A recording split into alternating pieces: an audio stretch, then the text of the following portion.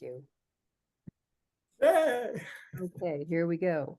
Wow. Well, welcome to our webinar today on cemeteries and pre-planning and headstones and all things burial oriented.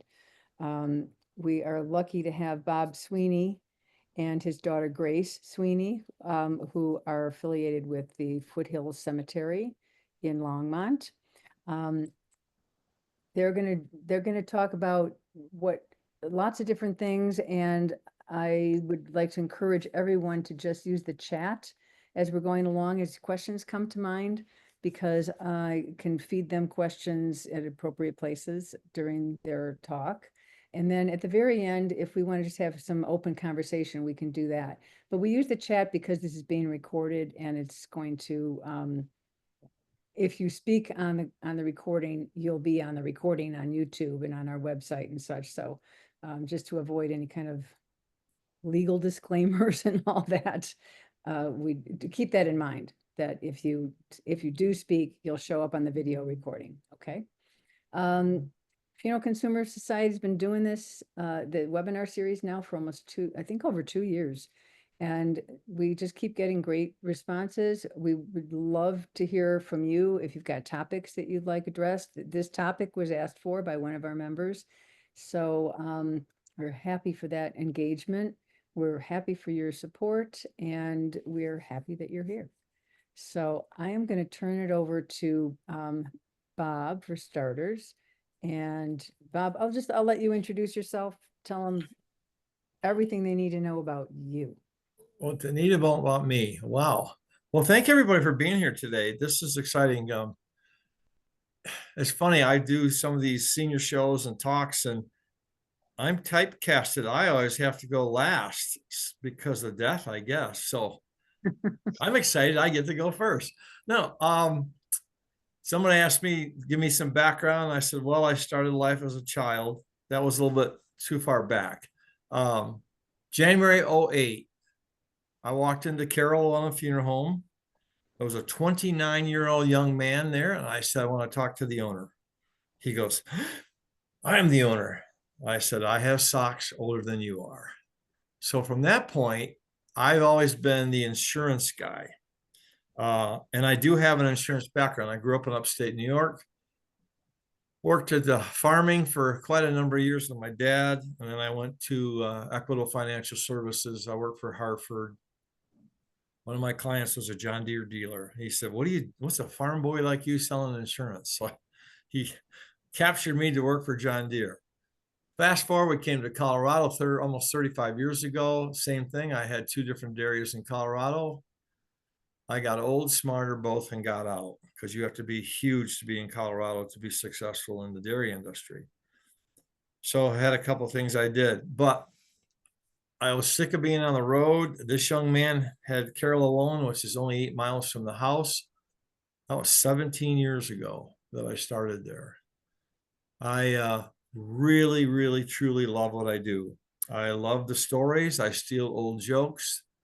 But I think it's the personal level that you can get to when someone's talking about this, especially they want to do something for their children, or they don't want their children to have to do anything, or have a spouse, or they have a loved one that needs help.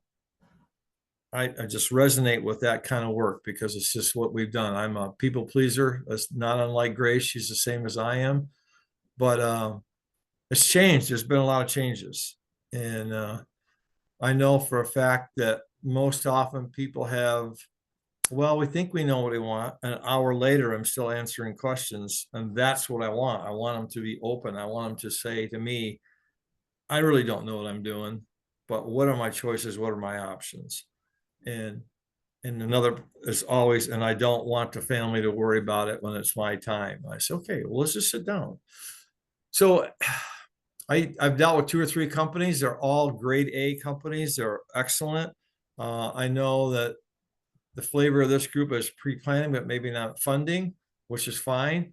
The pre-planning, having things written down so somebody knows what to expect, what to do.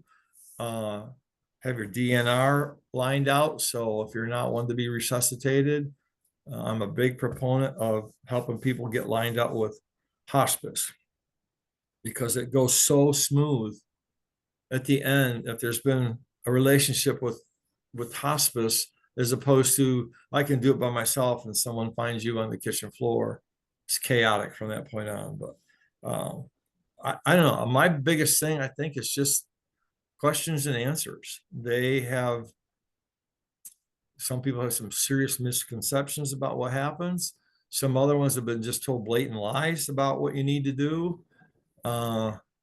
We both run into that where did you get that from? Who told you that? And education is the key, regardless of this talking about dying. Education is huge. You need to know what you need to know. But myself, I'm kind of a Renaissance guy. I've done a lot of things over the years. A lot of it was self-employment. I think leans that way too. We're our best bosses. But I don't know. To me, this is I'll do this until they either find me with my boots on or because every 2 years I have to get CE credits. You have to have 24 CE credits about senior care or whatever insurance. My insurance window is about as wide as a hair. I only do just this. I don't do anything else. So I got it pretty dialed in. A lot of Medicaid work. Very little trust anymore. Trusts are nothing that I get into. I have attorneys I can help families with if they do have a trust issue. And military, I help a lot of military. So, and I see less and less of some of it. The trust is fading in the military. The older gentlemen that have a lot of this and want to go to Logan and things like that. I've got people. I can help them get it done. But that's about, unless there's specific questions on planning or whatnot. We'll answer all questions just like she said, Sue. So I yield the floor. We lost your voice, Sue. There we go. Thanks. Thank you. And we'll let Grace introduce herself, and then we'd love to hear about Foothill Cemetery and like what it's like to come to the cemetery, and what's the process for purchasing a plot, what are the considerations, what's the cost, blah, blah, soup to Okay. nuts. And the differences between traditional burial and green burial or natural burial. Absolutely. So my name is Grace, related to Bob by birth, no choice there, just got roped right into it. But I was a graphic artist in high school and college. And my father told me he bought the cemetery in 2011. And I said, "You bought what?" And he said, "Yeah, I bought a cemetery." Didn't think too much about it, had a couple of years without any involvement. And then in 2013, the next big announcement was that he had bought a CO2 laser engraving machine that you could run using anything you designed online. And I said, "That's fantastic. Who's going to do your design work?" And he said, "You are." So I fell into Foothills by accident. But ever since 2013, I have gained more and more responsibility. And at this point, I am currently the operations manager, if you will. I am in the office and help with scheduling, headstone selection, plot estate coordination, all sorts of different things like that. I've only ever been with Foothills, so I'm extremely biased in my cemetery knowledge. But Foothills was founded in 1958. We have approximately 40 acres just north of Highway 66 in between Berthoud and Longmont. We have a variety of options. Not only do we offer cremation, in-ground and above-ground burial, but we also have a consecrated Jewish burial section. I offer traditional burial. And then we do have what is highly rising in the death industry, and that is green and natural burial offerings. For our industry, It is very fascinating because there are not consistent definitions.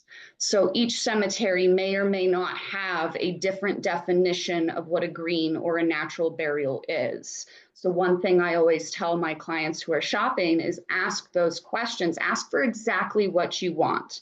There's a difference between going in a casket in the ground with no vault versus being shrouded and laid into the earth naturally. So for my intents and purposes, I will be using Foothills definitions of these types of interments. So starting with natural burial, for Foothills, we have a dedicated natural burial garden. It is Colorado prairie grass. We have very, very limited mowing and watering operations. It really is a great way to give that full body return to earth with that excellent western view that we all know and love along the Front Range. For Foothills, when I say natural, it is only in this garden.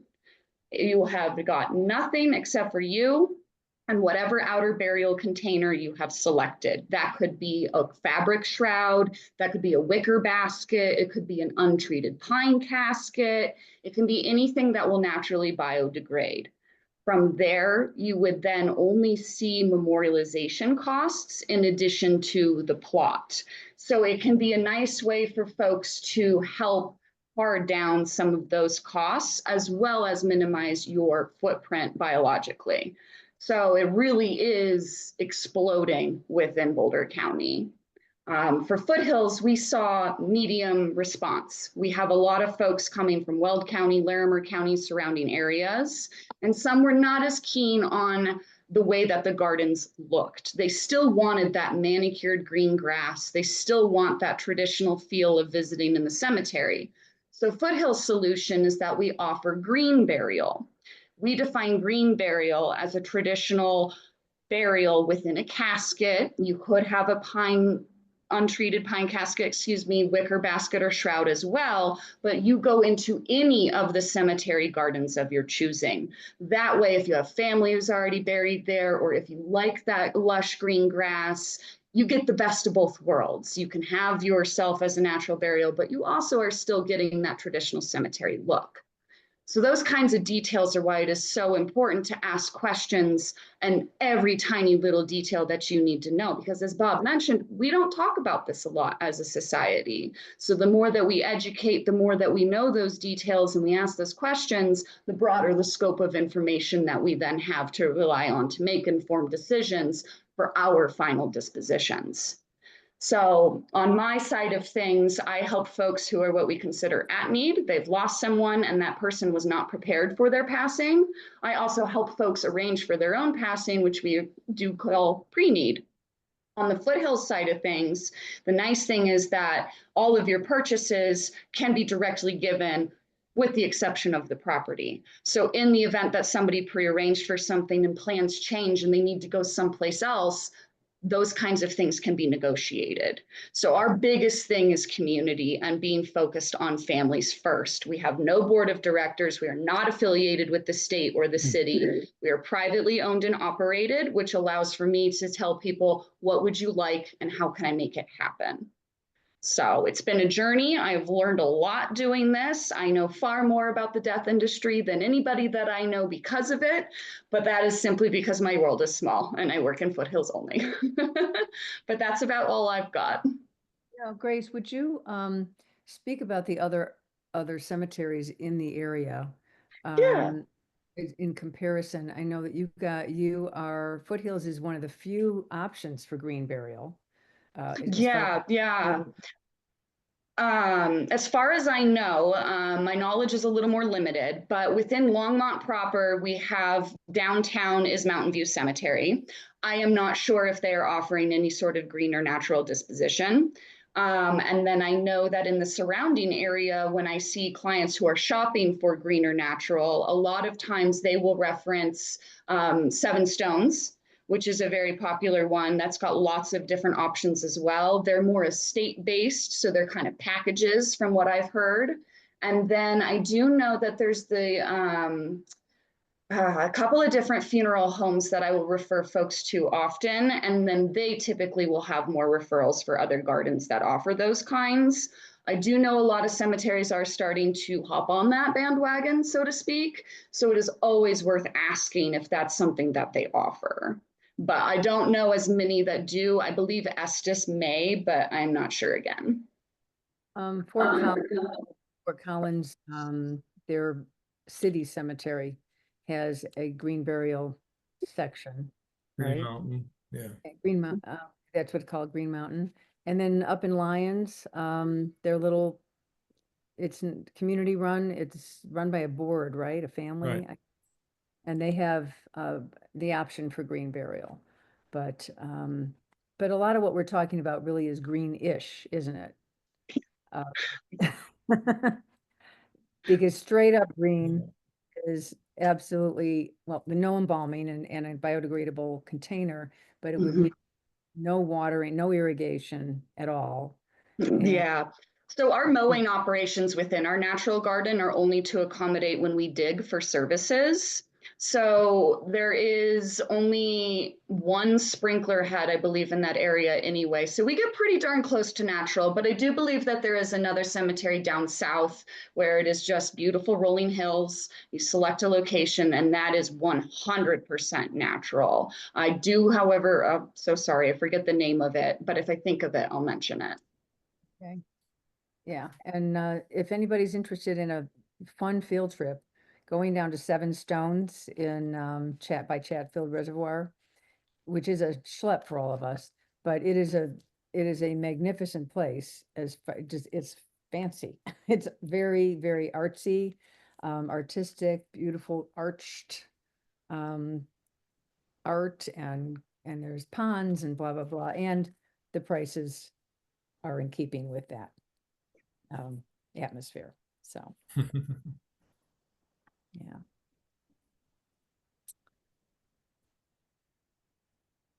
Do people have questions about how to even how to go cemetery shopping? What kinds of questions do you ask? Not everyone's interested in green burial. Mhm. People just want a conventional burial. I prefer to use the word traditional to refer to green burial because that is what was traditional for all Mhm. humanity. And we've gotten used to since embalming came into being 150 years ago what I would call conventional burial, but not to nitpick. Um, I know there's issues around memorial headstones that a Mm. lot of cemeteries don't allow you to place, or they'll allow you to bring in a headstone from elsewhere if you don't buy it from them, but then there's massive charges for certain things. Can you talk about that? Yeah, sure, absolutely. So with memorial markers, so within Foothills, and I refer to them as memorial markers because Foothills Gardens of Memory is technically a memorial park. So we do not permit any of the upright traditional tombstone style memorials. Ours are all flush, flat in the ground, with the exception of memorial benches. So when you go to a cemetery, that is a great question to ask. What types of memorials are permitted? If you like the upright, ornate, beautiful granite headstones that you can see from 100 yards away, then that's definitely something to consider when shopping for cemeteries. Things like the view, things that are important to you, such as being buried near a tree, or is it something where I have family and maybe I want to be nearby them? Those are some good kind of questions to start mulling over as you are thinking about selecting a cemetery of any kind. For Foothills, we have loads of different options for people, be it that they have family there or they're looking to create their own estate. So my first questions when I'm working with somebody who is starting to look into the process is A, what kind of disposition will you be? Are you going to be full burial? Will you be green or natural? Will you come to me as a cremation? And then from there, how many other people are we looking to plan for? Is it just a spouse? Is it spouse and children? Is it lifelong partner and my nephew that is estranged from his family? Whatever the case may be, knowing approximately how many people you want to consider is helpful to bring up. For example, in my cemetery, I can fit up to 6 sets of cremation, so 6 individuals that have been cremated, into one of my traditional properties. So if I've got a husband and wife and they've got 4 children and nobody got married and they're all single spinsters, everybody could go together into one property, which would be more economic in the long run. So those are some of the fielding questions that can be difficult to wade through, but can be important to start considering when you begin shopping. Location of who will be visiting, if you are being considerate of others and you want to consider how long the grandkids will have to drive in order to come see you, that's something to consider as well. You know, there are different things that matter to different people. Some folks are super important, you know, the view is number one. Other folks tell me, well, I want to get as close as to, you know, my great-great-grandparents who bought when the cemetery first opened. It's a little bit harder challenge for me, but I will always, you know, if a true cemetery employee is doing their job, they'll make it get as close as possible to those final wishes as they can. And Bob was pulling strings for folks long before I came into the picture. So he may have some more fielding questions as well to suggest.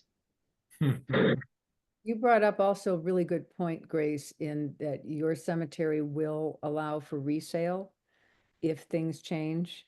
Yes. One of the So, big is sorry, Sue, that, go ahead. well, that's one of the very big issues around why Funeral Consumer Society tells people not to go ahead and prepay for a cemetery plot under most. Absolutely. Yeah, absolutely. And it's a really, really important thing to consider. So for Foothills, as just my main example, we do not possess broker's licensing. So I cannot advertise that you would like to sell your plot on your behalf. What I can do, though, is I can give you all of the proper documentation, give you a little spiel about the plot, give you photos if you needed, so that our clients can then list them as for sale by owner. There is all sorts of different websites that you can use. There's one called Grave Solutions where you could list property as for sale by owner. A lot of my clients end up using Craigslist or things like that simply because it can be convenient. But usually I see interfamily transfers. So if it's something that there is, you know, I might move, or maybe I'm looking to retire in Florida, absolutely. That is a great point, Sue. It is not something that is always able to be transferred over. So that is an excellent question when shopping is, what is your policy if I change my mind? What happens if I decide I don't want it? With the price of plots anymore, they're a great asset for a lot of folks, but it's definitely something that can be unfeasible. So making sure that you have that commitment to that location is super duper important. Right. Thank you. Of course, everyone wants to know about cost. So maybe you could just, I know you're just dealing with your particular cemetery, but a range of plot costs for burial and for cremation interment? Right, absolutely. So all of my properties within Foothill that can accommodate a a conventional casket, those ones are $2,395. That is per plot. Each plot can accommodate 1 casket and 3 urns or 6 urns. So there's another important question to ask is how many people can I put in one? How much does each plot permit by way of casket or urn? Because every cemetery will be different. And then from there, you would see costs for all of the other goods and services. Rumor on the street is that some of the other cemeteries in Longmont are more expensive than that. Some other cemeteries have structured their pricing so that the plot is much less and is maybe $1,700. But then you look at your other goods and services and they far exceed what the other costs are offered by other cemeteries. So looking at the entirety of what goods and services will be needed for burial, things like open and close, digging the site, filling it back in, burial vaults, are they required? If so, what's the basic model? Are there options? Those kinds of things will come into play. Occasionally you'll see setting fees or equipment fees. A lot of times that's going to be for your lowering devices, the chairs, the greens, everything that makes it look like what we see in our head when we envision that cemetery service. So asking what additional fees are there? Is there any other goods and services that are not covered here when you're getting that pricing is a really great way to make sure that you know and have a clear understanding of what transparency there is for what that pricing will look like. Can you speak about vaults? So burial vaults, my favorite illustration to use is to think about the vault as the shoebox, the urn or the casket are the shoes.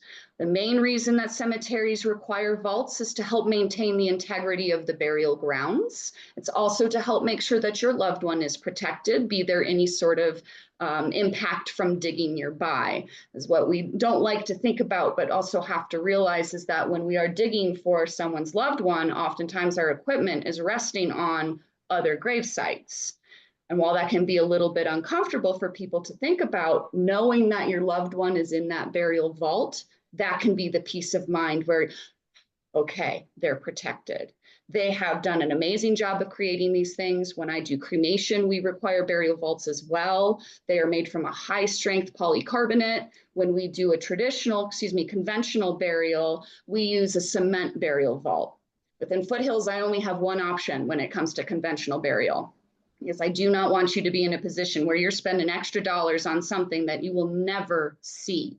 It will be only in the ground, and it is no more effective than any of the other stuff that they try to sell you.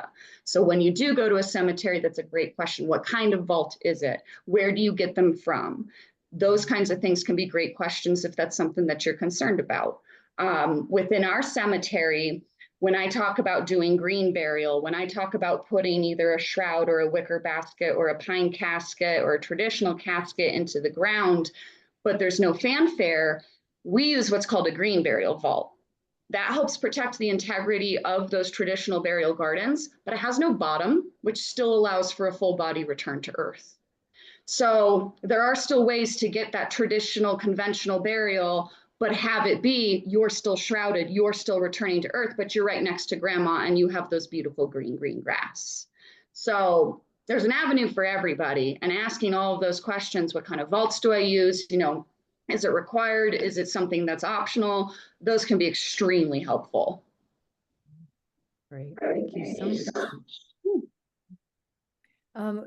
What percentage of people, do you have any idea, who do cremation, do an interment in a cemetery? It is far fewer for cremation. I don't know what the technical percentage is. That's a great question, but I do know that it is significantly less post-cremation that are then buried.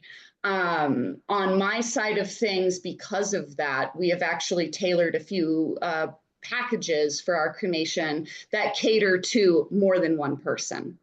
A lot of times when we do a cremation, be it a burial in ground or into one of the little niches, the columbariums, I tell people think about them like the cubby holes where you just see that little plate with the name and dates. Right. Those are really starting to take over. People are really starting to like that style of disposition because not only is it more economic, but they're catered typically to two people rather than just one. So although we don't see as many people doing burials on cremation, we are seeing that really starting to open up and there be some more options for placement of cremains.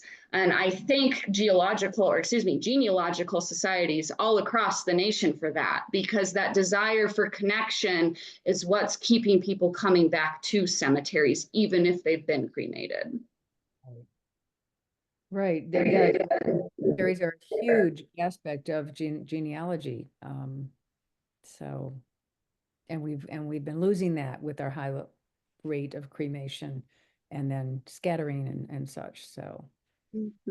Well, and one of the nice things that I'm starting to see a little bit more of is another best of both worlds scenario.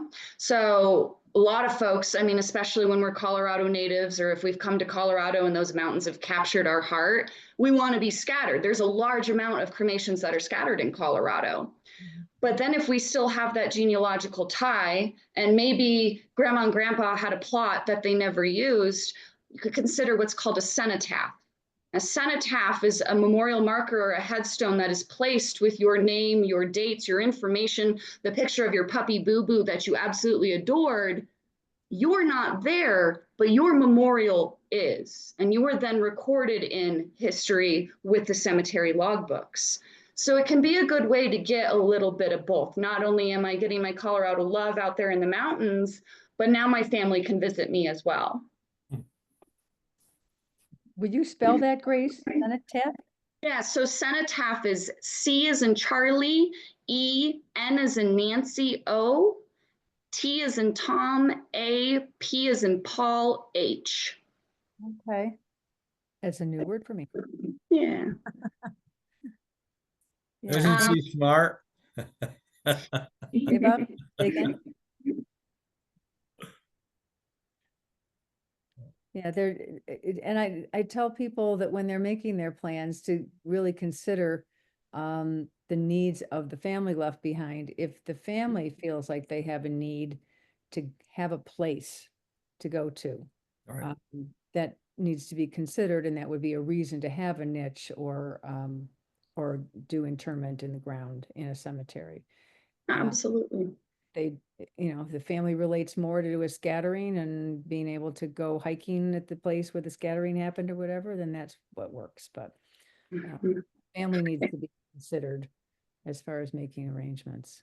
Absolutely. And especially with families with a large amount of children or with grandchildren who are very attached, you'll have a lot of opinions about what the right thing to do with Mima is. And it's Right. not, it's not going to be the same for every family member. So having the opportunity to do a little bit of different things, oh, well, 3 out of 6 can go and scatter, and then the other 3 pulled together to put a memorial out in the gardens. And now I have a cenotaph as well. So it can be a really nice way for families to, poke cemeteries when you're calling. Ask them, do you do this? I have heard, can I do? Because the more we ask, the more cemeteries see there's a need, and the more we're able to fill those needs for community. So I love hearing what people want to do. And figuring out a plan. Tell us about headstones, memorial headstones, like the different options. And I know those can be pricey also. Yeah, absolutely. So the biggest thing is once you've selected your cemetery of choice, be it whatever reason you've decided to go there, that's a great question to ask too, is okay, what about memorials? Some cemeteries will retail a memorial marker headstone directly. Others will refer you to companies that you can work with to do a memorial, or others of them will tell you that, this is the one option that you have, this is what you get to do. I know that a lot of the cubby holes, the columbarium niches, tend to be very name and dates only, and they get attached with the little letters, and that's all you get to do. We offer some customization packages in foothills that have taken off well with the community, but typically for a memorial marker, they are a little bit expensive for, all intents and purposes. I tell folks that it depends on the style of memorial you're getting. We do several different varieties. We offer one that is a bronze plaque that is then attached onto a granite slab. The granite slab is required for integrity purposes, but that is a very traditional looking. It harkens back to the, some of the older days of the styles of memorials. You can do sandblasted granite where there's no metal at all. It's just the stone and it's been etched with your name and information onto it. And then what I do and kind of how I fell into the industry is the laser etching.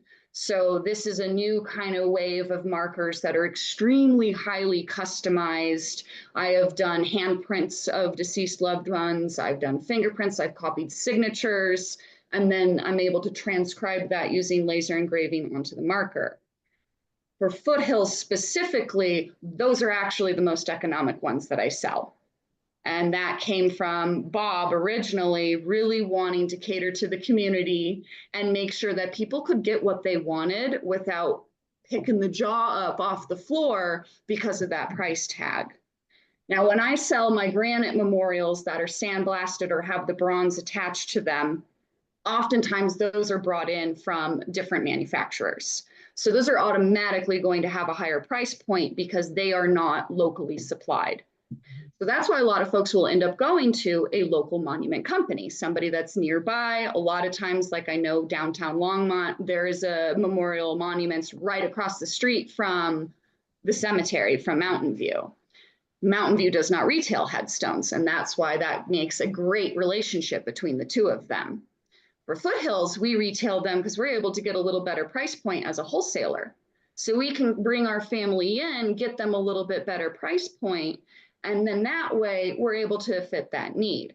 Now, every cemetery is going to be different. Like I said, some will have different monument companies that they use, and they have working relationships as well. So wherever you end up going for the headstone, the bottom line is expect at least 1,000. From there, it can go up, it can go down if you find a great monument company, if you don't want something grandiose and small, but that's usually a pretty good expectation kind of ground to have. Now, I have sold all the bells and whistles, top of the line granite, 2 vases. I want pictures of everybody, 17 kids' names, and it came with a 7-figure price tag.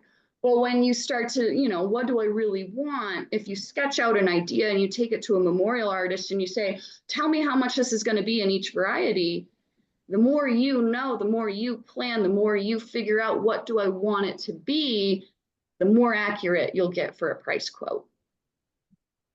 And then if you go outside the cemetery to get a memorial made or purchased, you need to make sure, check with the cemetery to find out what their fees are, right? For placement. That is correct, Sue. So sometimes there'll be requirements for thicknesses, dimensions, materials.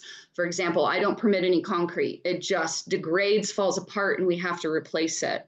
So every cemetery is going to have different requirements for the memorials that they're bringing in. Now, if my family has another family member who owns a memorial company and they are effectively getting this grandiose, beautiful monument at next to nothing, and they're bringing it to me to install, I will tell them that I have fees. I will inspect the monument to make sure that it meets my specifications, and then I will have a location fee to show where the monument needs to be placed, and then I will have an installation fee so that I can install that memorial. That is the cemetery's way of getting a little bit back on that memorial sale, since we ultimately have to do the work to put it in. The only thing that I will say about third-party markers, which is what we call that, is when we're bringing that third-party merchandise in, is that a lot of times the installations, if they are completed by the company, may not match the cemetery's requirements. And then we're having to go back in and correct that poor installation for years to come. So there are benefits to, and there are benefits or cons against, if you will, purchasing from outside of the cemetery. And those are all questions that you would want to ask when you're pursuing that different location or looking to see what markers they offer. Is, do you provide the upkeep for this if it's installed by someone else? Things like that. And cemeteries should have these policies at the ready and availability for anyone who asks. These are things that are extremely transparent and required by law to be so. Right. Thank you. Bob, we had talked about you filling people in on pre-need policies. And we talked about the fact that the Funeral Consumer Society, as most of you know, definitely supports and encourages pre-planning and not necessarily prepaying for your funeral planning, with the exception of a spend down for Medicaid. And that being said, I know that there are definitely circumstances where prepaying makes a lot of sense and it works well for people. And so Bob, can you talk around that and what? Yeah, and I totally, the pre-planning is just huge. It doesn't matter, if people fund it, we just need to know what you want. The family needs to know. There's been some changes too, like 2 or 3 companies, Homesteaders, National Guardian Life, those companies now realize that we're a very mobile group. If it is a prepaid, that is 100% transferable. The caveat on it sometimes, though, is if you come to a particular funeral home and it's $4,000, and 20 years from now, you go back to that same funeral home, by Colorado statute, you're charged $4,000. because it's guaranteed. You can take that same policy and go 2 states over. It could be more or less. That's on the family. If it's more, because now you're not dealing with a specific funeral home, but it transfers. It's like a cigar box full of money. That is going to go wherever you go, that principal amount. Mhm. So I have a lot of people that come in. I had a couple today, I had 2 different couples that came in. They're shopping. I highly encourage shopping like anything else, because everybody, like Grace said, the cemeteries are different. The funeral homes are different. Some of them are very, I want to say they're not flexible, but they're not. It's just this package, this package, this package. Make your choice. It's just never worked that way. We've never treated people that way. Some people don't want anything in a funeral home, or they don't want a church service. They want to be a funeral, and they're going to do everything at graveside. But the insurance industry, you have to put that money away third party. Years and years ago, I could hold some money, but I'm not allowed to do that anymore. So I got down into the statute and figured, what's going on with this? How are these people being protected? And it's especially critical for Medicaid, because you have to show the ability to put that money away, but it can never be touched. So it's irrevocable funding. And that's what Medicaid wants to see on all theirs. I do tell people, I can't guarantee if you don't fund it, here's the information. Come back in a couple more years. It won't be too much different, but there'll probably be some changes. And one of the neat features, like on caskets, they have an actual like VIN number on them, color, shape, style, whatever. If you did a prepaid package and it was 10 years or 15 years later, they have to match according to what that VIN was on that casket, color, shape, size, as close as they can. They can't upcharge. That has to be supplied. That has to be supplied by the funeral home, because they've had that business locked up. But I get it. Some people are a little leery. Well, what happens if your funeral home goes under? Well, as I said, it's transferable. In our case, we have 3. The one in Longmont, the one in Fort Collins, the one in Wellington. They'll all honor the contracts for what are written for that, for the one or the other or all 3. They're always going to honor the numbers. Yeah, I guess it's just the comfort level. Mhm. What people are willing to, if they're not a moving type, if they're sedimentary, the kids are here. That's where I get a lot of parents. The kids came out. And lo and behold, a few years later, mom and dad are here. So, So Bob, unless there's go ahead. Go ahead. with pain, and I'm sorry if I jumped on. No. With prepaying, one of the upsides is that you're locking in pricing. Is that correct? Correct. So if I go in and prepay now and I don't die for 30 more years, technically, I'm not going to have to pay anything else out of pocket, even though the funeral is going to cost Right. thousands more. Right. How does that work in the real world? Like, because I can't imagine that a funeral home is very happy about having to provide a $10,000 funeral for the $2,000 that My oldest contract was 32 years old. And value today would have been around 12,000. She paid 3. Robin egg blue casket. She was going to, I don't know, it's Foothills or Mountain View at the time. I can't remember. But yeah, they have to swallow a little hard to go, what? I don't see that. I don't see those older contracts anymore, much like that, maybe 5, 6, 8, 10 years. But they're legally required to honor those contracts. Now, if they want to do death certificates, that's not included usually. Even if they do include 3 or 4 and they've gone up $4 or $5 or $6, the house has to eat that technically, legally. But there's a lot of stuff that's not legal. I've heard of a couple things recently that just frost me. That they try. I'm not picking on any funeral home. This one is actually in Colorado Springs, but instead of doing a collateral assignment to the services on this lady's insurance policy, he collaterally assigned the whole policy. Well, that's illegal. Explain what that means. Would you? So if you want to come in and, so you have life insurance and you don't want to pay anything out of pocket, you want to use some of your older whole life insurance policy. Say it's a 10 or 12 or $15,000 policy, and you have a $5,000 service. We drop paperwork with the insurance company. It's a collateral assignment. So the first check from your life insurance is to me for $5,000. Oh, okay. So then there's the beneficiary balance, the balance of it. I don't mess with beneficiaries. Well, this lady was told that the funeral home gets it all. And I said, don't believe the stuff you hear. And you can go to the Colorado Insurance Board and ask them these questions if you had to, but it's just criminal what I hear happening sometimes. So,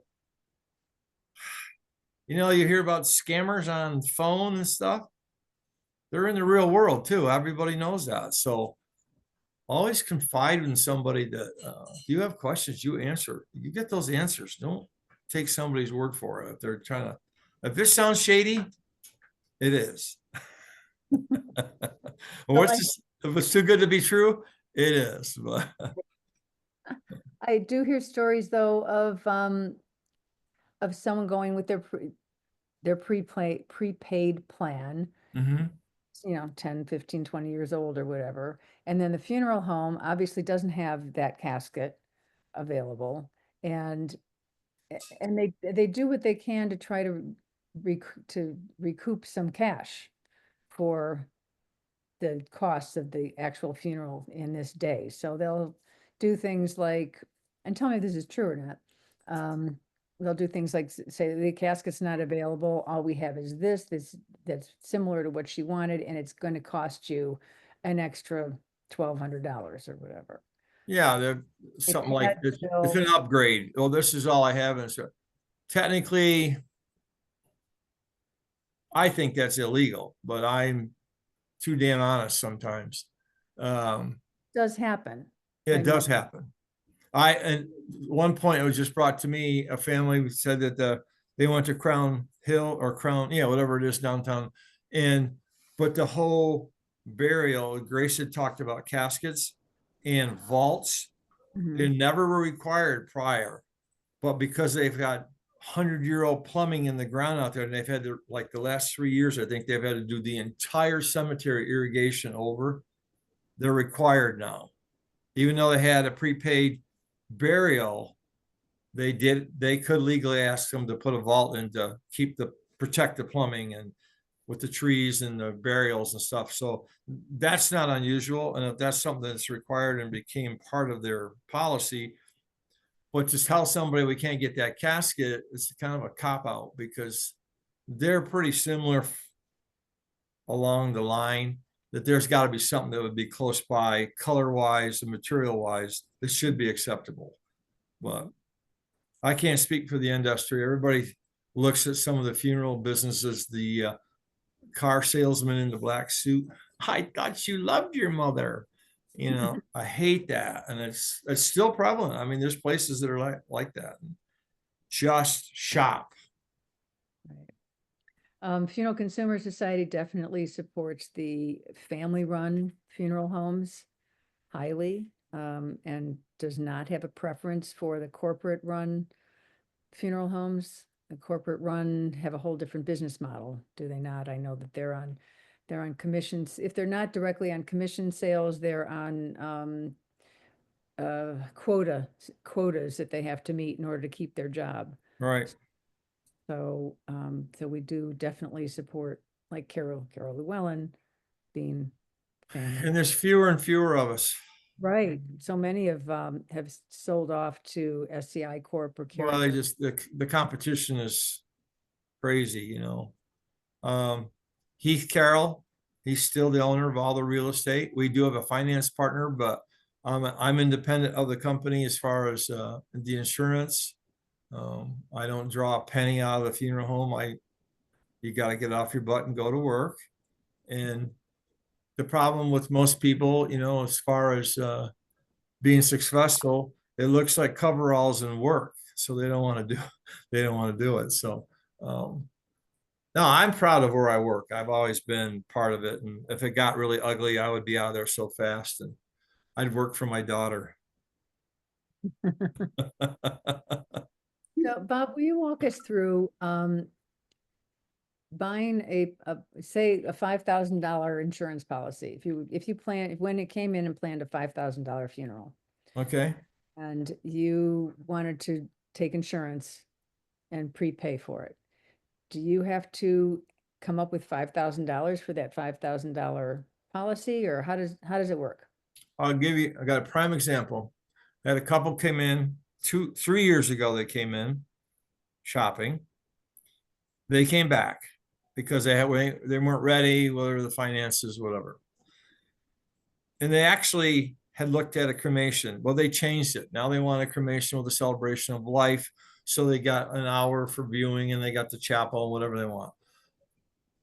And I was glad they did it because there's several family members. And so I said, let's look at this. We looked at what they wanted to add anything to it. Each person, husband and wife, it came to $3,200. They are going to get back with me in another week. That's an interesting question because you can do several things. You can do a down payment and do payments. You can do strictly payments, 3, 5, 10 years.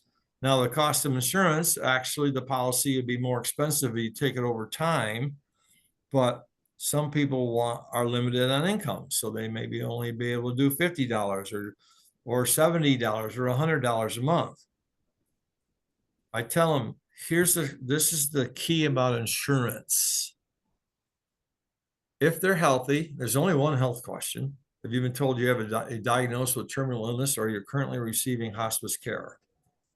90% of people I deal with say no. It doesn't change if they say yes. It just becomes what they call graded benefit. I know I'm writing an insurance policy on a sick person. So if you're healthy and you're accepted, I don't know the exact number, Sue. It's 3 months, 6 months, whatever passes by. If you were to pass away and if you only made 3 payments or 4 payments, the balance is not due. The insurance kicks in and pays the balance. So that's why you have it if you have to make payments. The problem is payments actually make the cost of the goods a little bit more. It's about 7% or something, I think. But this couple are going to come in and can we write a check? Yep. Can we use a credit card? Yep. Is there a credit card fee? No. They don't charge to use a credit card because we all know we want those points for that travel. And that's exactly what happens. Put it on my, Frontier, whatever card. Week or 10 days after we get the paperwork submitted, and I do everything online. The day they're there, it's submitted. Mm-hmm. That they're going to get a nice packet in the mail, great big huge white envelope. That's exactly what it is. You're good to go. If there's any questions afterwards, please call me. I'm as an agent, I can call right to the insurance company and say, what's going on? Well, we got a credit card and they got a new card and we missed a month. Don't worry, I'll call them. We set it up. Hey, we got a new card. We need to put a new card on file and go ahead and draw them, with their permission, go ahead and draw the missing payment and keep them on track. Put it on auto pay. That's the best way. You don't forget it. But it's pretty seamless. If everybody, like Grace had mentioned, a lot of questions. Here's what we want. I said, if you talk to your children about this, we don't want to bother them. Well, you may not be bothering them, but they may think, what's wrong with you guys? That's a dicey thing. Their parents, they're smart. They can make their own decisions. Do you want me to give copies to the kids? Well, that'll be okay. Or yes, the children know we're doing this and they're relieved that the fact that this is being taken care of. The best surprised face you ever want to see is when mom or dad dies and they come in and we don't know what we're doing. Well, it's all done. What do you mean? Your mother and dad, they both have their policies. They're all done. They're right here. What we need to do is we want to know if you want to go to a church, you want to do everything here. I have had one bizarre phone call over the years. I got a call from New York State. I got to ask a question. Well, go ahead. Are you Funeral Bob? Well, yeah, I've been called a lot of things, but that's one of them. You're in my dad's phone as Funeral Bob, and he died. He's a truck driver he was in New York when he passed away. She goes, I don't know what to do. I said, you have an email? Yep. I had all the paperwork. I just sent it to her. Now, this one was not funded, so they just did everything in New York. She goes, I can't believe you're in his phone. I said, well, I can't believe he died. You can't. Because we meet at Perkins and have iced tea and some calories and neither one of us needed, but it was a lot of fun to visit with the guy. And yeah, so just like that. So, but once the paperwork's in, locked and loaded, I am very comfortable with what I do for people, that there shouldn't be ever a problem. And if there is, I got people. We'll figure it out. So if someone takes a policy with you, Bob, and then they move to Wisconsin and die there, the dollar amount of the policy transfers. Yep. Will transfer to another funeral home, but not the deal, like not the locked in prices. No, I think that's where the difference would be. But generally, and I do this a lot, Sue, if someone calls me and said, oh, she's passed, have you picked a funeral home? Yeah, well, there's a local one here. I'll call them. I'll call them up and say, here's what I have. I have a National Guardian Life policy. They want a 20 gauge metal casket, brown, basic services. What do you charge? Well, our charges are this. Would you honor my contract?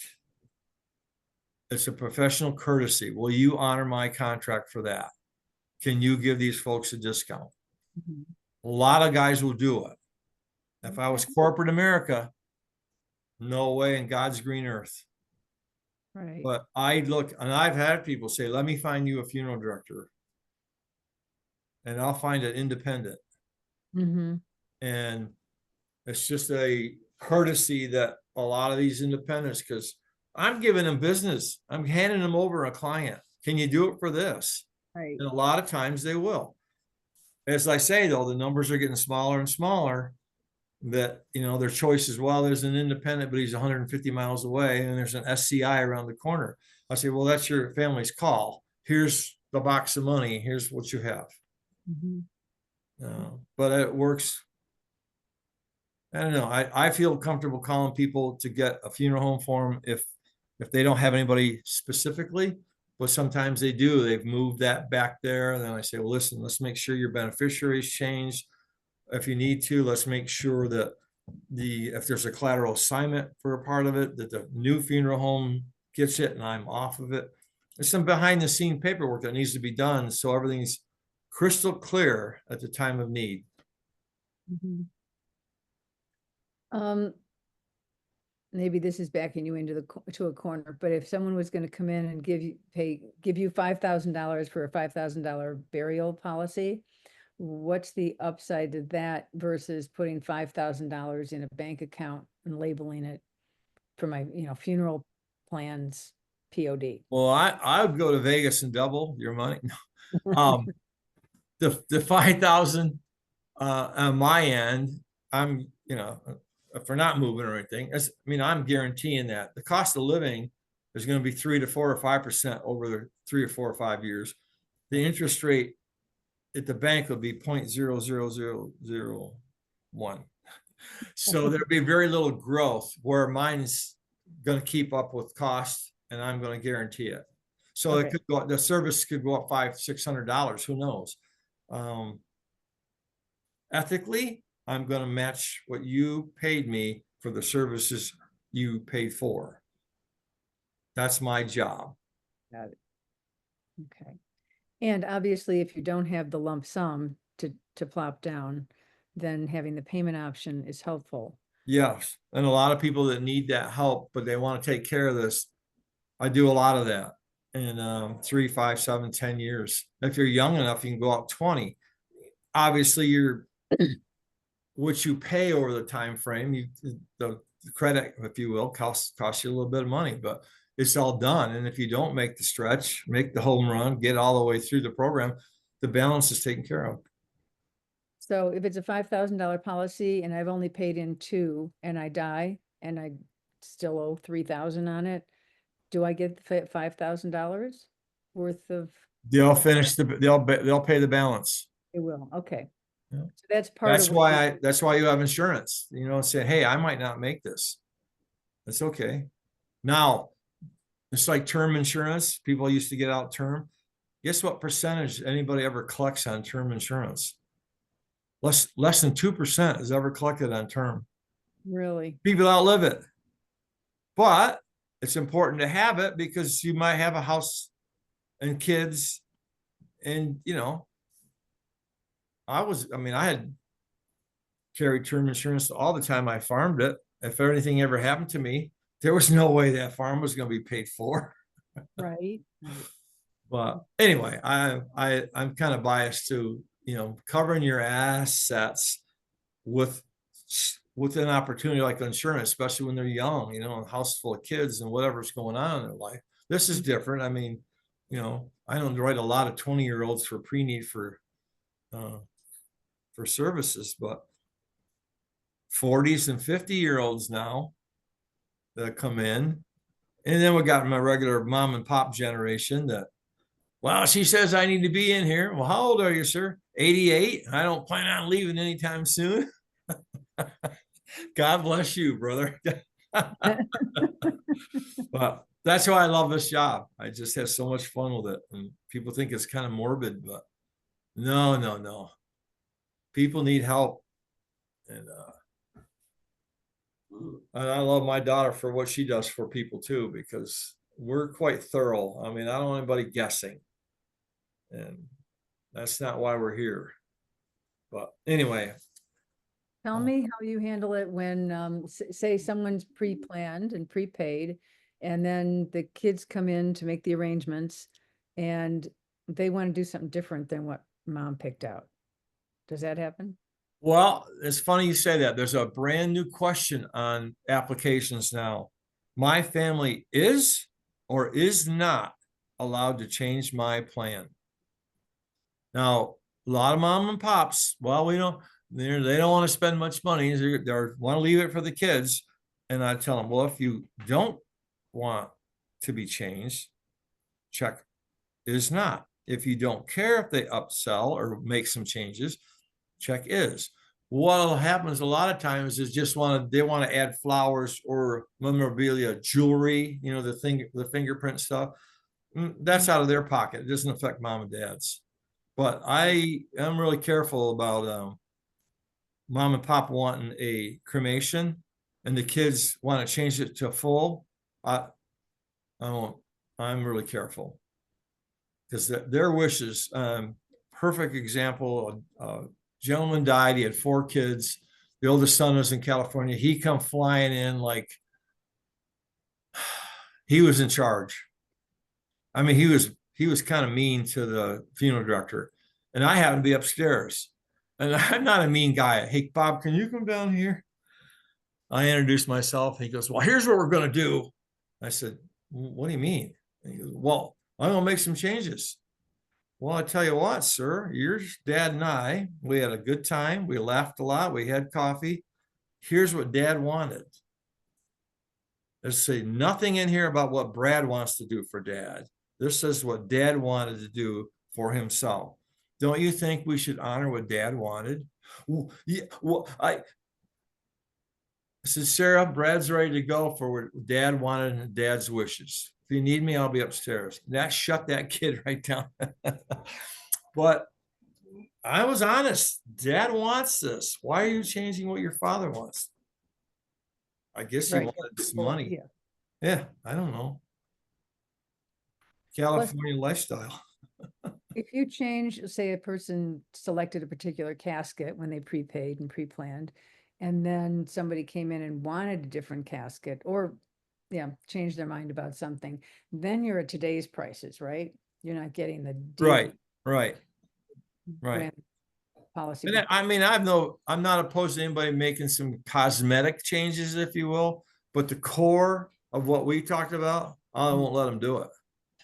There's a Okay. reason they did that, be it their wishes, ethical, religious, whatever their reason was. We're gonna stick to that. Now, if it's a blue versus a orchid colored, I mean, that's on the girls, like, whatever. I mean, we can work around that, but to like a cremation to a tradition or tradition to a cremation, I've seen both try to pull that. I'll never change the parental or the person's wishes on what they want to do, because that's not what they want. So, and Grace is pretty hardcore about it too. They'd have to have some really specific reasons why we would make some dramatic changes. And then I don't think she'd do it either. So I imagine you two have quite the stories of, especially making arrangements, like at need arrangements when you've got families there that maybe aren't on the same page. oh, that's a nice way of putting it. Care to share? Yeah. One, if you get large family, this was a at need funeral that Heath and I were in on. There had to be 8 siblings. I mean, it was intense. And Heath's a pretty level guy, but they started bickering and arguing, and he took his hand, and the table's a great big granite slab. He slapped that table so hard, it scared most everybody there. He goes, "This is about your mother. So keep your sibling rivalries to yourself, because I'm taking this meeting over," because they were just tangent 10 different ways.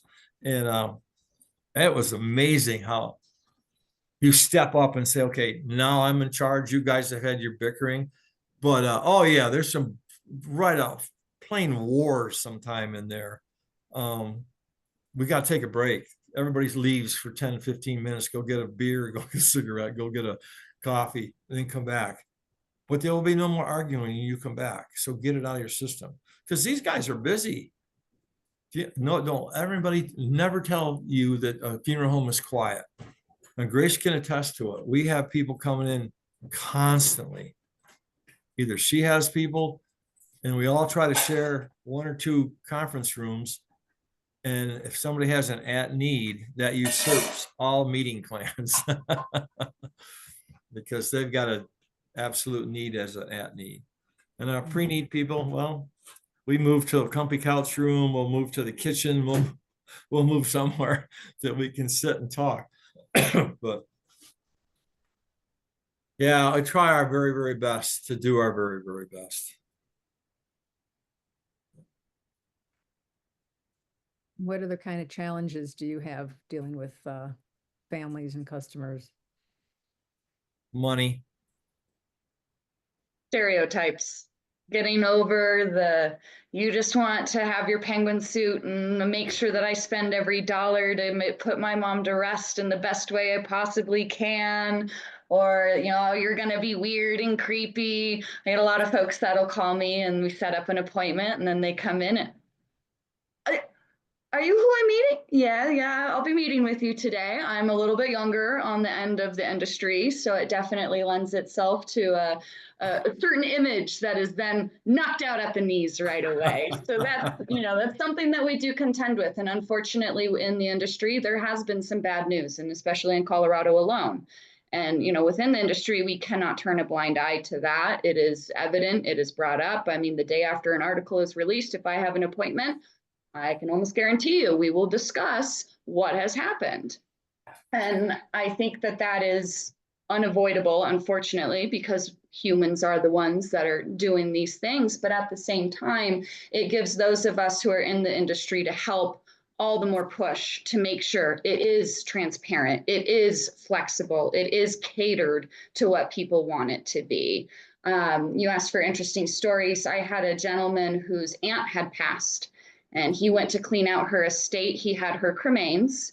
And when he went to clean her home, he found the cremains of a cousin, another uncle, and a grandmother.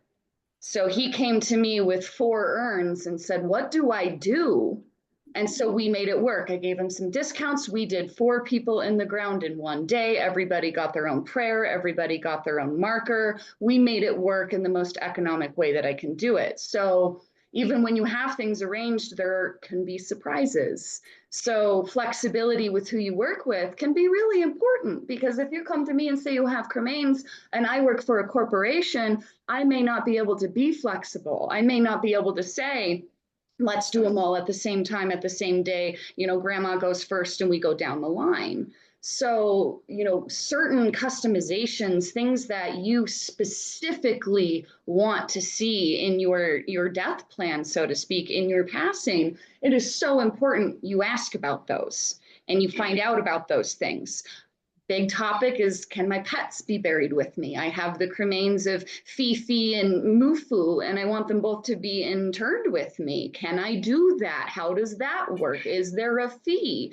You know, whatever these wishes are that you have, my favorite thing is when families customize. When I see something I've never seen before, and I've not been doing it as long as Bob has, but in my now going on 11 years, I love it when I get something I've never been asked, because, oh my gosh, okay, now I've seen a different style of grieving. Now I've seen a different style of funeral. And the more that I know from what people are asking for, the more I can offer when people come to me to ask for assistance or guidance. So, I mean, truly, whatever people want to see happen, ask those questions. Ask the kids, what do you want to see happen? Some will brush you off. Some will say, I want 1/8 of your ashes in order to put it into this specific merchandise necklace that I already bought, Mom. And you'll be surprised.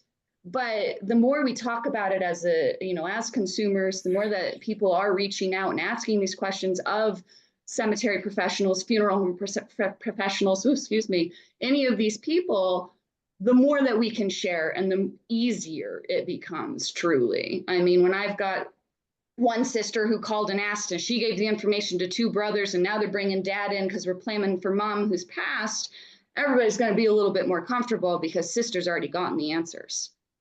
So it can create a little bit of a comfortability within it if call and ask, even if it's just a curiosity. You know, I pass the cemetery every single day. I'm curious, how much is a plot?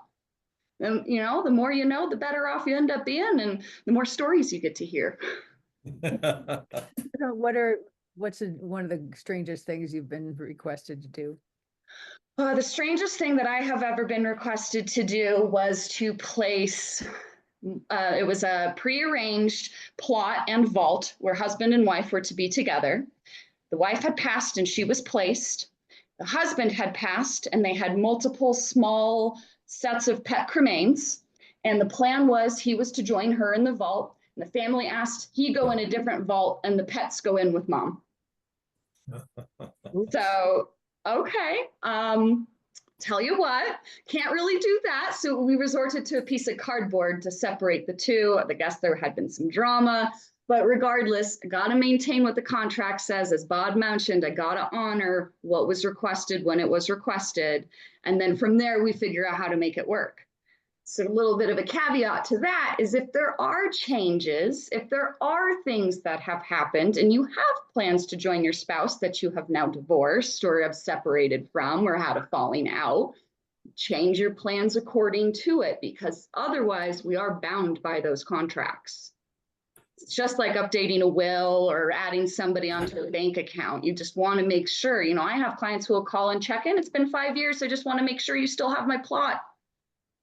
You know, yeah, it didn't go anywhere. You're good to go, but at least you know, and you've checked in and you know it's good to go. So it can be good to update as well. So you created a cardboard wall between the husband and the wife that the kids wanted separated? That's Yes, we did. They were still placed together as per the contracts and the wishes, but we met the kids' desire to have some separation, slipped a little piece of cardboard in between the two, gave them a little lid as well, and made it about mom and the puppies. So. and you'll mix cremain ashes, won't you? If people want their dog mixed in with theirs, cremains or whatever, you'll do that. Yeah, absolutely. So a lot of times that's referred to as commingling. So when we bring 2 people or a person and animals and we combine the ashes, we've commingled them. A lot of times folks will choose to do that with 2 people because it means you only need 1 urn. So you can minimize cost that way too. You know, if you don't need a cardboard separator, then you should be okay. That's too fun. Bob, I'm sure you've got stories too. Oh, yeah, I don't have as much drama as she does. Well, I don't work a lot with, I only work with pre-planning. Years ago, I was involved in the at need, which is a little tougher venue to work in.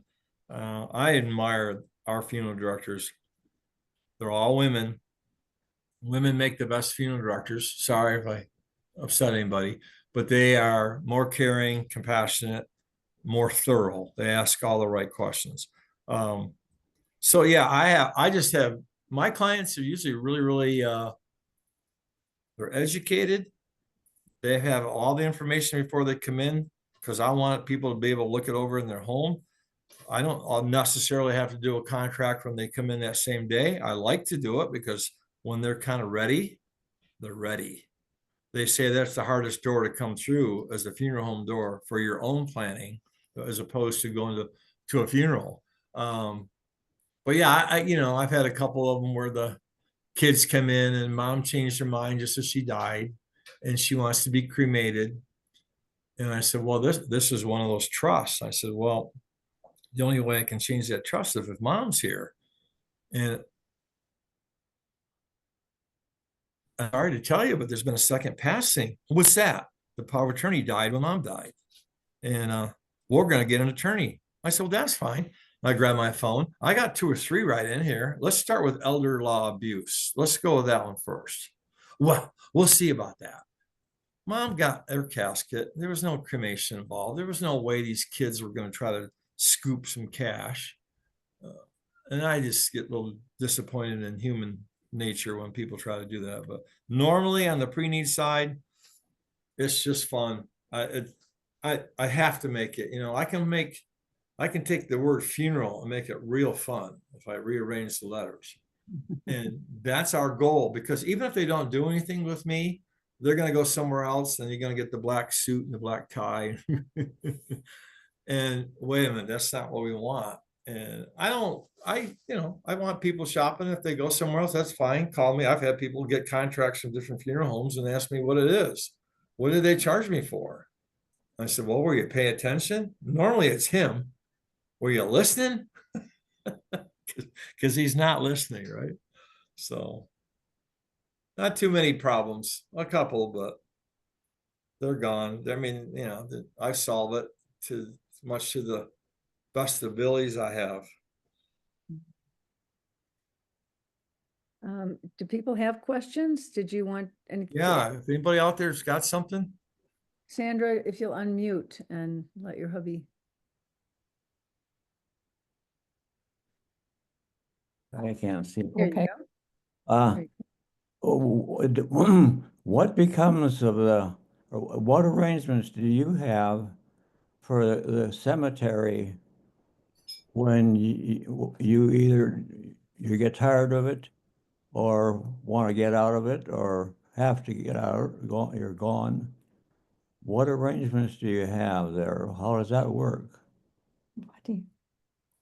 So in a situation, if I have a family, and a good one Bob had mentioned is, like a veteran, for example. So sometimes I'll have young couples, they come in, they bought 2 properties. He since joined the military. Now he wants to go to a military cemetery instead. So they have 2 plots within Foothills Gardens that they may not use. Within Foothills specifically, I have a cute little sheet that I send off to a family if this very question comes up. Some options include donating it back to the cemetery with a specific intention, such as for a veteran, loss of a child, something like that. Some folks will simply relinquish their rights because they're not interested in it. They tried to sell it, no one bought it, they're out of it. Some will gift it to a family member, and inter-family transfers within my cemetery incur no additional fee. So if a grandmother came to me and she said she wants to give it to her great-great-great-granddaughter, then I'd go ahead and have her sign a piece of paper and we're good to go. So a lot of families will keep it in the family because they are pricey, and maybe this generation isn't going to use it, but down the line, they may need a place to go. So I'm going to shift it down the generation. So that can be a good option. Some cemeteries will allow you to list it as for sale by owner, like we do in Foothills. You would then do the hard work of finding somebody who wanted to purchase that plot or plots, as the case may be. We do all the paperwork in my office. You would then be paid directly by the buyer. There are some cemeteries that will purchase property back. The one thing to know about that is, in what I have heard from vetting the industry, is that they will pay you back what you bought it for. So if you purchase a property at $2,000, 15 years later, you decide you don't want it anymore and they're retailing for $4,000, you're only going to get the two that you purchased it for. So some cemeteries will do that. Foothill specifically, we do not. I've got 30 undeveloped acres that I need to move. Not in the business of retailing anything that somebody's already got, but it depends on the cemetery. They may have different options, and each one is going to be different. And that's one of the reasons why questions are so important. But there's usually a few things you can do. The more you poke the cemetery workers, the more information they'll give you too. Yeah, that is Did you interesting. mean the cemetery as a whole? I mean, what happens to the cemetery when you Okay. people are no longer- I'll chime in a little bit on that. I got called with Heath Carroll. We got called out to Sterling. There was a private cemetery out there and it was shambles. The county picked it. They took over the property. They became responsible for the maintenance, and the independent was let go.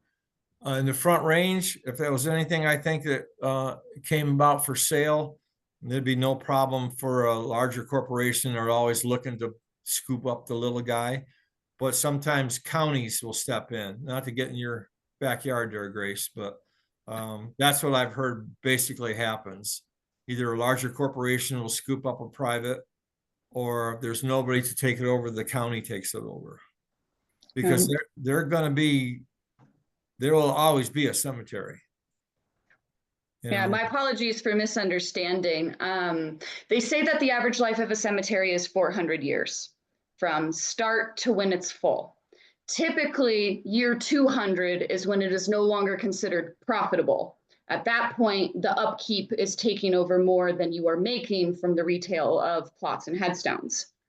So a lot of cemeteries will not make it that far before they sell, but a lot of them, they'll go for as long as they can to continue to, serve the needs of the community. And Foothills, as I mentioned, we've got a great deal of undeveloped land. So we've got years and years and years to go. But chances are, just like Bob mentioned, they get scooped up by a municipality of some kind, by the county. Occasionally, you'll have an aficionado who buys it and maintains it privately. But it is typically ends up being that even if they're privately owned and operated to begin, they end up getting dissolved in order to care for the cemetery. What's the upside for a county or municipality to even have a cemetery? Why is that a thing? So a lot of times it can be convenient simply because you can then have a little extra income by way of tax dollars to help maintain the gardens. A lot of times maintenance is one of the biggest benefits to having it ran by a municipality or county, because they are going to have all sorts of resources that independents do not. For Foothills, as an independent, we are very, very in touch with our community for the things that we need and that we do. We have a private supplier for our trash company. We work with Poudre Valley REA for our electrical. I mean, we really do network in order to make it as efficient as possible. But other reasons people might enjoy city or county cemeteries is if you have a city or county job and it's a benefit. Occasionally, plots will be given to government employees, depending on the cemeteries around. I've also heard that it can be a little bit better by way of consistency, simply because as city, you get a lot of default traffic that ends up going that direction. When you're a private cemetery, you are much more subject to the needs of the community. So that's why making sure that people do say what they're interested in, what they're looking for is so important, because then we can make expansions that help keep us going, but that also makes sure that people aren't, well, what do I do? There's not anywhere that I can do what I want to see happen. Any other questions? I have a very random question. Since so many cemeteries do not have a green burial option, and the Jewish section is always green. Do you have to prove you're Jewish to be able to be buried in the Jewish section of a cemetery so that you can get the green burial? That's a great question. It depends on the cemetery. Specifically within Foothills, we have our King David Memorial Garden. It was consecrated back in 2021 and is a dedicated Jewish cemetery open to those of the Jewish faith and their families. I would never ask someone to prove that to me. I would hope no one would ever be dishonest about something like that. Those are rich heritage roots there that we're messing with. So I would never ask for proof of any kind. I'm going to operate on the general assumption that when we are talking about something that carries the weight that death does, that you're going to be transparent with me. Bob's mentioned we've got some shady kids sometime. The best thing about being in the industry as long as we have, is very good at picking up on what's genuine versus what is maybe starting to get a little weirdo. Right. So yeah, it is open to those that are of the faith and related to, because I would never want somebody whose child decided they were going to pursue another faith be separated from their family. That to us completely destroys the entire point of being a family-oriented cemetery. Right. And Bob, one other random question I just thought of is, if you have, say, a $10,000 burial policy of pre-planned, and then you change your mind to do cremation and it's only 3,000, do you get the money back? Yeah, and I was gonna pursue two different types of insurance. One is you do a cremation or traditional policy whole life, where they say, okay, I got $5,000, but I don't want to make arrangements right now. Here's $5,000. If I got somebody come in and said, here's $5,000, we're gonna do celebration of life cremation, and we pick out this pretty granite box. Well, they come back in and they say, we want to do, we changed. I've got a lady planning right now who has planned for a number of years to be cremated. While she was in, these four sisters came in together. You talk about a party. It was so much fun. But she said, well, these caskets aren't that expensive. I said, well, no, they're 2,000 to 3,000, whatever. And she said, well, maybe I want to be traditional. I said, you can do whatever you want. We haven't finished planning your stuff. But if they did have a set amount for cremation, if they are sitting with me and change, I'll change anything they want. But if they passed, I won't change anything. Because at the time when I dealt with it, I mean, I'm not a lawyer, but my fiduciary responsibilities is what is written down in that folder and in those contracts. So yeah, if they wanted to come in and say, hey, change the heart, we'll change whatever you want. We'll just add to the cost. The core stays there, whatever she's got paid in. And chances are the services would be just a little bit more, and then we'd buy a casket. And that'd be all the changes we'd have to do. Okay. And what if you go the other way and you start with burial and you decide on cremation, it's cheaper, but you already have a prepaid policy? Do you get the Well, Yeah. if it's written the way I write them now, most of them are irrevocable. We'd have to figure out a way to spend that money on that service. Okay. So, do a celebration of life or do a reception if they had, enough friends that would stay for coffee, tea, and whatever. We can't cook at the funeral home, but we can warm up food, or a lot of people cater it. I had a gentleman, he wanted to do something like you said. He says, how am I going to feed people? I said, well, what time do you want to get started? He goes, 9 o'clock. All right, let's get 50 Santiago burritos. And that's what we did. And he loved it. He thought that'd be a great idea because we had to take him all the way to Colorado Springs for burial. So, yeah, I mean, if nothing else, Grace and I have learned to be adaptive to whatever you want, they want, we want, as long as it's in line with the arrangement. Gotcha. Oh my goodness, we're at 5:30. Wow. You guys have been great. It's been just really nice chatting with you and hearing you know, getting filled in on important information and hearing the stories. And I do want to acknowledge Lee and Lila and Dawn, fellow board members who are in attendance today too. The board has been working really hard on developing our outreach and getting the word out about what we do and trying to help organizations that deal with death, such as Mhm. the law enforcement and victims advocates and nursing homes and assisted living homes, where we've just developed a pamphlet that many of you might have gotten it in a mailing that we just sent out. We've developed a pamphlet that will be available for them for these organizations to give to the families, so they have something to go on when they just found out that their person died, and sometimes in a tragic way. And then to get something besides just a list of funeral homes and phone numbers, this pamphlet tells them how to do how to do the shopping, how to access our price survey on the Funeral Consumers website, what some of their choices are, and it's very supportive.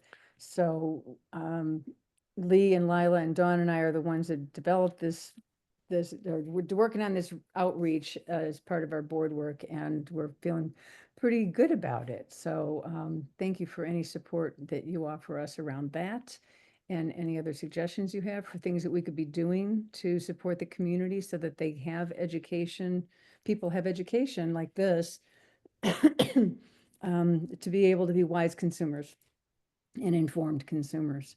So Bob and Grace, you guys added a ton to that mission of creating.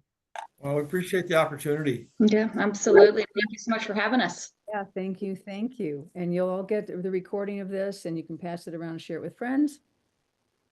And if there's nothing else, I'm just going to say thank you very much for your support of the Funeral Consumer Society and for attending. I was just going to say, thank you so much. This was really helpful. Thank you. Oh, We thanks, appreciate Carolyn. everybody being here. I think I'll come up to Longmont and just visit. Well, I tell you what, the coffee pot's usually on, Okay, and we're in the same building. Yeah. nice. You Yeah. get a double dose. Good deal. And Maybe- Sue, thank you for organizing this. I appreciate it. Yeah, Sue, it was excellent. The, All right, the, y'all. the running Thank you. joke we have in the funeral home is if she or I, depends on who talks to the person first. I'll tell her, you know, speak softly. Grace isn't feeling that good. I think she was out last night or something. Or if I get in there, they'll start saying, Bob, my name is. What do they tell you? I can't hear or what? So it's just, and people really enjoy the family part of it. And then, you know, we pick on each other all the time, but I am very proud of my daughter. She's done really well, and I think it's helped a lot of people. So thank you for having us. Thank you. Yeah, for the thank you work so do. much. Thanks. Bye. Bye-bye. Bye-bye. now. Bye-bye.